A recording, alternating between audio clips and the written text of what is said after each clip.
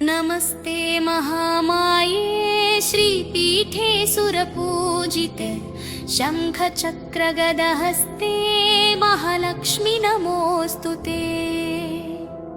नमस्ते महामाये श्रीपीठे सुरपूजिते शङ्खचक्रगदहस्ते महालक्ष्मी नमोऽस्तुते। नमस्ते गरुडारूढे कोलासुरभयङ्करि सर्वपापहरे देवी महालक्ष्मी नमोऽस्तुते।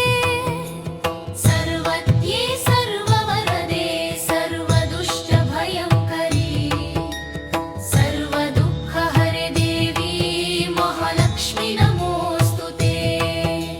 सिद्धिबुद्धिप्रदे देवी भुक्तिमुक्तिप्रदायिनि मन्त्रमूर्ते सदा देवी महालक्ष्मी नमोऽस्तुते। आद्यन्तरहिते देवी आदिशक्ति महेश्वरि योगज्ञे योगसम्भूते महालक्ष्मी नमोऽस्तुते।